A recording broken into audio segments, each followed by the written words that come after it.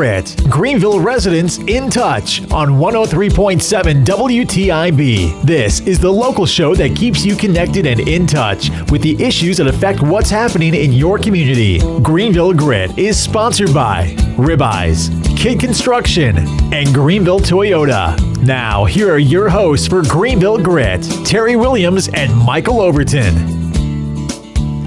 Good evening and welcome to Greenville Grit. I am Terry Williams. And I'm Michael Overton, and we have our mayor. Your name, sir? What's my name? Alan Thomas. Great to be here, guys. Thank you for having me. Well, I know we did a little introduction. I threw him a curveball. I said, well, why aren't you saying anything? Alan, thank you for coming on. Good to have you today, and weather's beautiful. Rain has finally stopped. Finally. And so we'll get to enjoy the outside of being in here for the next hour or 30 minutes. Terry, we got a lot to talk about. We got bond stuff we're going to talk about and some of the other happenings of the city and the city council. Before we always do that, we thank the sponsors that allow the show to go on. Thank you, Greenville Toyota, for your continued support of the show. If you're looking for a new Toyota or Scion vehicle or a new used car, go see Craig Gillis and the Greenville Toyota team. You can visit them on the web at greenvilletoyota.com, call them at 321-3000, or you can see them in person across from Fresh Market on Memorial Drive. Ribeye Steakhouse. Yum. That's it. Like the salad bars. The salad bar. I was talking to someone about it before we walked in. But the salad bar is fantastic. Very good. You can support those guys, too. They're at the corner of Arlington and Fire Tower Road, also a location in Williamston. Great steaks, fantastic salad bar. It's a good atmosphere overall. It is. It's a good-looking restaurant. And they've been very, very busy. Yes, they have, especially the last weekend. Graduation weekend was huge for every restaurant. I did everything I could to avoid going to restaurants. Also, the Overton Group Real Estate Professional serving all of Eastern North Carolina in commercial real estate leasing, sales, business brokerage, property management, and finally residential brokerage. So we're going to take our 2-minute commercial break, come back, and we'll get into some discussions with Mayor Alan Thomas.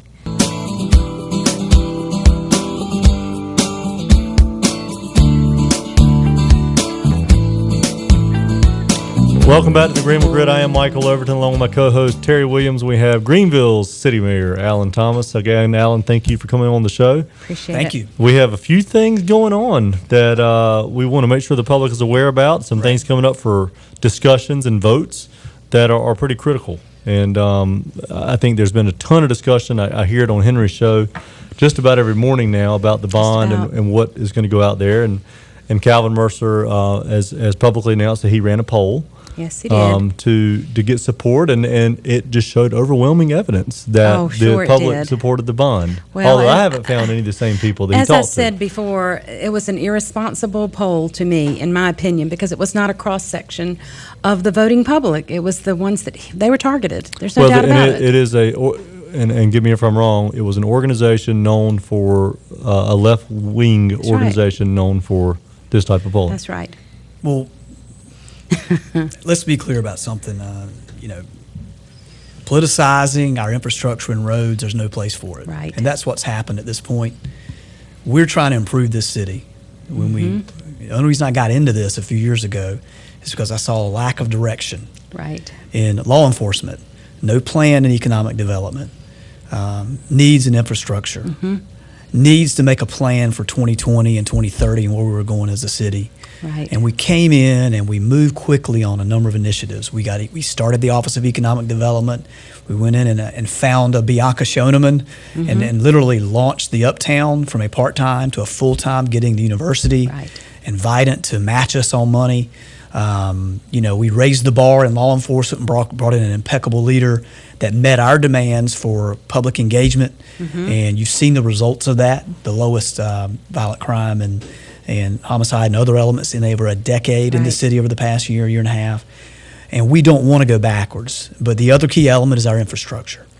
And potholes know no parties or no particular groups.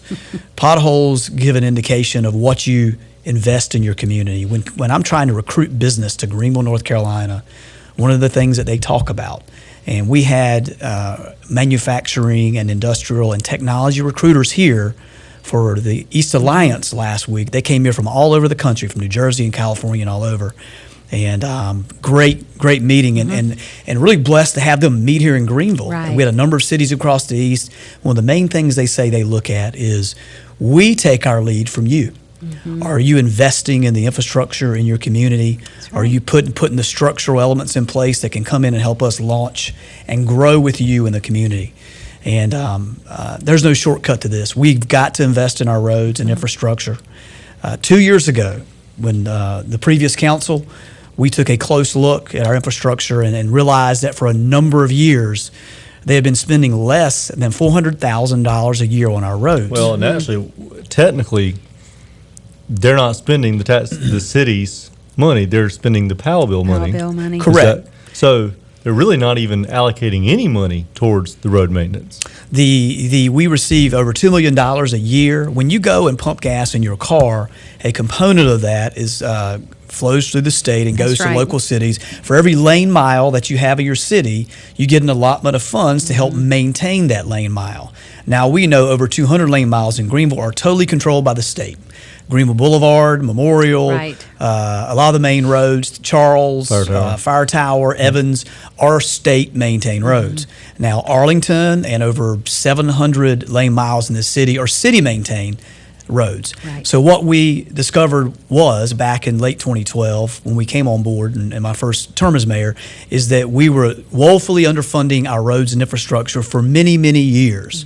So one of the things we did is immediately I proposed the Good Roads Initiative. We put $4 million immediately in trying to go and address. That was the most money committed to our roads in over a decade. Now, let me stop you there. When that was done, I got to ask a question. Not trying to get people fired up, but I think everyone needs to know, what were the votes? Who voted for and who voted against that $4 million? Well, it was 4-2. That sounds familiar, doesn't it?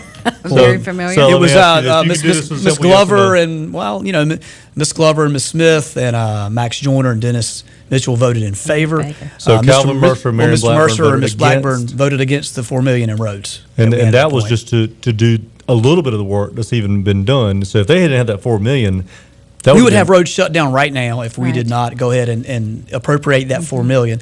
But what we have now, we did that as a stopgap measure. And look, I know that talking roads isn't as exciting and sexy as talking economic development and strengthening law enforcement and recruiting companies, but it is the bottom line for everything we do in the community. It is the baseline. We have to have strong infrastructure because this place is growing so fast. But that was a stopgap measure. We immediately did a diagnostic of every single lane mile in the city. And what that told us is that we had close to $10 million in needs. 200 miles of city that were near failure. 10 million in immediate needs, but that wasn't going to cover everything that needs to be done. And now year to year, my proposal, there needs to be a maintenance of close to $2 million a year in our budget to keep our infrastructure so we don't end up in the same situation 10 years from now. So we'll pause there. We can go almost into the letters because there's been a lot of emails between bond advisory committee members. And again, there's this group of people that are trying to say that we don't like greenways. Which isn't true. Which is not true. Well, when it first started out, we've talked about this before, there were 16 items. We wanted all the items. Everybody wanted everything because it was all going to be good for Greenville. But through the course of the 6 months of all the meetings, we had to come down to what was the priority and what do we think we can get past, and greenways just didn't fall into the category at the current time. Well, I want to add something to that before we get into that. We have invested millions in this wonderful greenway system we have. I have a 9-year-old, a 7, and a 2. The greenways are an important part of what parks and trails are an important part of what we do weekly. But what you have to understand is that's not what we're talking about here. What the public hasn't been communicated and what's been missing from their pitch is the fact that we already have $4 million right now set aside, already funded, that will double the size of our greenway system in Greenville. Let me be clear about that. We'll double the size of our greenway system here in Greenville. And that's already done, and it's already committed to the community. And they will start building this year. To get started. That's right. And so over the next 2 years, we already have a significant, that is more money than we've spent on a yearly basis in roads in years. It's unbelievable. But so let's just be clear. You can take that argument off the table because that is not the argument. My argument is, we have many good progress. It is. There are many good progress. Our goal with this first bond was to establish trust with the public. Was to put something forth that we knew everybody could support. And this was communicated among our council members. So I could have came in and said, you know what, we need $8 million to build shell buildings throughout the city in different industrial areas so I can recruit companies in here. I'd like $3 million so I could build a fire station and buy more trucks. Or I need $2 million for our police department or other elements. We want a sports complex. Right, I mean, but I didn't do that because we were trying to set the tone that we weren't going to go out. We were going to focus on roads and infrastructure, and then develop not just a one-time rush to a bond, but a long-term bond strategy. So in a few years from now, as they do in Charlotte and Greensboro and other cities, we can come back with some type of improvement bond, maybe for a sports complex or for a performing arts center or for a swimming and dive facility. And all of those groups that were on your bond advisory committee, they played by the rules. They came and participated in your bond advisory committee. They proposed their idea and you prioritized. The difficulty that I'm hearing is that this process, really some of these elements that were added through council really circumvented your entire 6-month process and were added at a council meeting without any pre-vetting at all by you guys. That's right. I think that's what's upset Well, people. you're wrong. You're a little bit wrong, though. There was some pre-vetting because that part of that list wasn't specific to greenways that I remember, but it was specific to parks. Right. And if you looked at the 17 items that came before the bond advisory committee, we were all asked to rank in order of preference where we wanted to see. Parks, as much as a small group of people in Greenville are just adamant you got to have them to bring people to Greenville, I disagree with that. I think they're a quality of life thing that you want to have for the residents of Greenville. It doesn't bring them here, but it provides people a wonderful quality of life. Well, my issue is those parks fell at the bottom of that 17-item list. Roads were at the top. And 13-1, I think you guys voted. That's the only thing that had a clear majority was the 15-1. Well, 15-1 vote on the roads was the only thing that really shone through. But you also said that we think you should repeal this 1 cent tax increase. And we did that with the intention to force the city council to take back a badly proposed tax increase. And it wasn't just that. We were real adamant about the maintenance, setting it up. And that's why I mentioned that night that I did speak at council that to me that would show some confidence that the public could have in the city council if they would go ahead and put that in the budget for this year. Now I understand perhaps there is a provision in there that they might start for $1 million. Right. But yeah, one of the council members is not supportive of that. Yeah, and I don't understand that. And plus $1 million really isn't going to get it, and to me does not show the confidence that we would need to vote for that bond without more than $1 million a year. That's not, according to our public works director, really going to get us very far. Well, what we have to do, the difficulty is, and what I've seen this past year, and Raleigh has played in this a bit as well, a lot of volatility. What you want from a bond rating standpoint, from the confidence in your community, is a plan. Right. There is, and what I'm witnessing now with what I'm dealing with in council is I make a tax increase, I pull back a tax increase. I asked for $2 million for this element, I pull that back, and we've got a number of, there's no rhyme or reason to some of this, but let me tell you, we have made such a stride forward in the past few years. We can't afford to lose this momentum. I'm even willing to compromise on this. If they're so adamant about circumventing your 6-month process and the hard-earned time that you guys put forth, if they're adamant on ignoring that, if they're adamant on also ignoring the professional polling that was done in 2014, which even talked about bonds and other things, which did not rate these things anywhere on the radar, that over 1,000 people that directly matched up with the citizens professionally done, a 97% confidence level on that. If they're not willing to do that, that's okay. What I ask is don't take that out of the hands of the public. Exactly. If you were going to add your element circumventing the public process, then separate the vote. Allow the citizens, give them the respect to be able to look at these on their own merits and say, I agree or disagree with funding our roads. I disagree or agree with these other elements. Right. To me, that is the proper thing to do. And I don't blame our enthusiastic supporters of our walking trails and greenways. I participate. I love them. I've unanimously supported them. But it is not a need. Well, let me finish my point. I don't disagree with their enthusiasm. What I do disagree with is, they are advocating their position, but we as council members are supposed to be the ones with enough knowledge and know when to say enough is enough, and know when to say there is a balance. But what we've seen now is a small element is really turn this into a very political point, and I just want to get our roads paved. Right. Is that too much to ask? No, it's not, but I'll tell you, and that's why I also suggested that we split the question. And if they who want the greenways, and I'm for sidewalks, they are used. You can ride up and down our roads, and they are, and we need the sidewalks, and we're going to need more. And so we did put some money in there for sidewalks. I know that, but all I'm saying, if they're so confident and they're so confident in the poll, then it shouldn't be a problem to split the question. They should think they have the support to vote on it no matter how it comes up on the bond. The problem is, Terry, they know that they don't have the support. Exactly. I just think we're hearing that from the public. If you look at that list of what we did, and those parks fell, the parks request things that they wanted fell towards the bottom of that poll. This was a group of 16 people, appointed 2 each from every person on the city council, 4 of which are on one side of the issues, 2 on the other. So they had 8 seats at the table, and only 1 voted against that road bond. That's only right. 1. And the reason that 1 voted against it had nothing to do with what we even put forward. That's it was right. a very minor issue. It was a minor issue. Well, also, I want to bring forward this important point. What we did Monday is we agreed, because we had 2 council members that were not there, Right. Calvin Mercer and Candy Smith. So we were supposed to vote on this Monday to lock this in, what this bond was going to look like. And at that point, it's still one question with these other elements inserted around the roads bond, which forces the citizens to make a yay or nay on all of it, twisting their arm to some degree. What we did is we made a motion to move that to the Tuesday, the 21st or 2nd. 26th, excuse me. That's okay. So we moved that to the 3rd council meeting. That gives you time to give input. And here's why that's important. We have a $10 million road need. That is clear.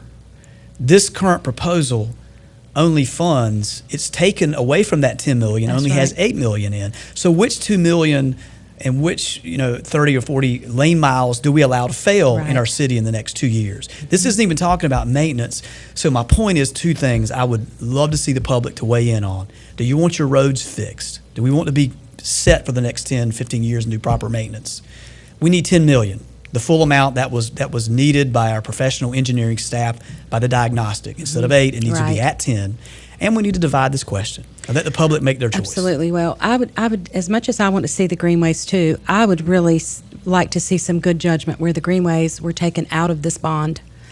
If it can't be taken out, definitely a second question, but taken out, let us see the other 4 million completed, which would make everybody happy to have more extension on the greenway that's already been funded, and then come back in the next bond. We're going to have a bond program. It might be 3 years. We may find that this getting started on this road, we can't wait 5 years or 8 years. We may have to come back in 3 years and look at, okay, we need more roadways done. Now let's add, we've gotten the other 2 greenways completed. Now let's add the 2 million to finish the greenway. Do it in a sensible, smart way, and then everybody gets what they want. What is the rush when we already don't have the other 2 sections built? And I'm trying to be supportive. What is wrong with that? I mean, we're not saying don't ever build it. We're just saying let's get the priorities in order. We're seeing an extreme when you don't have the facts on your side. Then you go to the extreme and you push. And, and so what we had, Marion Blackburn originally proposed $2 million. Right. And so then they ended up with 7. The most we've ever spent on a greenway as a city for a section was $250,000 to $300,000 ever. So, but the actual cost to build a greenway is close to $2 million because we've had matching money on the federal and state level. So we've got $4 million right now setting. This $750 can't even be used to build anything. It's going to be money that you could be taxed on, that will be in this bond. You will be taxed on if it passes. Well, and it will sit there. Now, I could take that $750 and I could in theory, if we had some of your other items, that could have been planning money for a swimming facility, for extreme park, for for so many other sports complex, or pave roads. A few more roads with it. My original hope would be I need $10 million to pave these roads, and we need to stand up and let the council know this so we can get this done. Well, I think too, Alan, one thing that's going to be really important is the businesses or corporations or companies who are thinking about coming to our area are going to watch how this is all handled and how proactive are we, like you said before, in fixing our infrastructure. Well, let's talk about proactivity, if you don't mind, because we talk about that we've heard Kevin Mulligan say he needs $2 to $2.5 million annually from the city to maintain. Bill Clark, a resident, he was on the show last week, has been very adamant about this. yes, we're supporting the Greenway, yes, we're supporting this, but we've got to get these roads fixed, and we've got the city. Part of the condition, and I remember in the bond advisory committee, he wanted put on this was that he wanted that money as part of it. That they're going to put the bond forward, but the city is going to promise to do that money. Now, I know there's discussions the other night, the last meeting, about putting $1 million towards this, but we had one council member, this is what the Daily Reflector quoted and said, tell me if I'm wrong on this, who was not in support of putting the $1 million in and said it was irresponsible of taxpayer money. Did I read that wrong? No. Okay, so I read that right. You read it right. So Marion Blackburn said it was irresponsible, how it was reported in the paper, to spend that $1 million to taxpayer money. What is more irresponsible? Well, at least it was a move in the right direction to put the $1 million in. Well, the difficult thing, I think, in budgeting, especially in these rather tight budgeting times, we have several revenue streams which the legislature have extracted from cities, so the budgets are having to be adjusted. I don't have a problem with a several-year strategy to get up to whatever needs to be done. That way we aren't exactly coming in and having to fund less police officers or less firemen or other things that we need to do. I support the concept, especially if we're going to go ahead and get moving forward with this bond, that we go to $1 million, go to $1.5 million, and get to $2 million, and lock in on $2 million consistently to live with our mandate of what we need to do. So we need to do that. There doesn't seem to be a plan, though. Has there been discussion? There's a plan. I just don't have anybody following. Yeah, about a bond plan or a schedule, or has there been any discussion about that? Well, the bonds that we've done previously in the city, in '78, in '92. And in 2004, I've done a lot of research on this. All of those bonds, number one, came out of council unanimous. They came out unanimous because all those council members at that time put their differences aside for their special projects and stuck with the things that they agreed in. Also, none of those projects resulted in a tax increase. Okay? And they also, as you said, had a bond committee. So now we have got something that's been so politically charged, it's really put it in a, and here's another wild card for you. There is a significant possibility that this $3 billion bond from the state of North Carolina may end up on this November's ballot as well, in terms of looking at infrastructure across the whole state. Now, that doesn't come as a direct, hit, although it does, come full circle. But there are a lot of elements that are coming into play. If we could keep it simple, do the right thing, handle our roads, and until the point where you commit to this, we can all come together as a council and say, you know what, in the interest of this community, we're going to put these other elements aside. Now, the 10th Street Connector, we have to do. We're obligated to that $1.75 million. We have to do that. If we do not, because of the contract we have signed with the state, they will withhold Powell bill money for us until that 1.75 is taken. So $10 million for our roads, 1.75 for our 10th Street Connector, maybe some ancillary money for some of these other ends that we're working on. We have got to come together on this if we're going to have any chance of having the next bond in a couple of years. Which is what the Bond Advisory Committee did, even though we were quite a cross-section of the community in our views, in our politics, in our wants and needs, but we came together, a bigger group than the council. You've done better than us. I'll tell you, we'll skip the commercial. We'll keep going because there's a lot to talk about. Well, I'm just saying, we came together. We worked together. There were groups in there that wanted parks. They wanted the town common. We all want that too, but they wanted it. But they set that aside and said, okay, what is the most important thing? What do we think we can sell the public on, that this is the most that we need out of this bond? And it all really boiled down to more about roads. And the difficulty is that, as important as this can't become a momentum stopper for the advances we're making in economic development, for what we're doing in law enforcement, for the quality of life things that we're doing, that we have a plan that we're implementing across this whole city. This is such a key point. We can't allow this to slow the great momentum that we have clearly seen across the city. This needs to be something that pulls everybody together, and I have to give the Bond Advisory Committee credit. You guys were appointed by every member of City Council, 2 members apiece, and you were able to put those elements aside and almost unanimously come to a consensus on some items. And what I've seen in some of the arguments on council, where they cherry pick certain pieces of your decision, but they're not coming back and talking about the full decision. But we've got work to do. I still think in the next 2 weeks there's a chance for this council to come together, but it's going to take the public making their voices heard and saying, I think so too. look, city, you need to get on point. Let's get our infrastructure straight, and then we'll support you in a couple of years for coming back from these transformational elements. Well, I also think Greenways may have to become a public-private partnership because there's not going to be but so much money to go around. And that would be a great idea. But the side who wants to support the Greenways so much has come up with no ideas to do that. There are just no ideas out there, and I think that it's happened on other things that we've needed to get done in Greenville, and it could certainly happen with the Greenway situation. Well, the long-term strategy.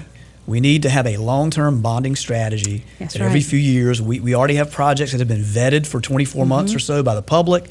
Many times when you do that, as you said, the private sector will step up and also co-invest in many of these projects. Right.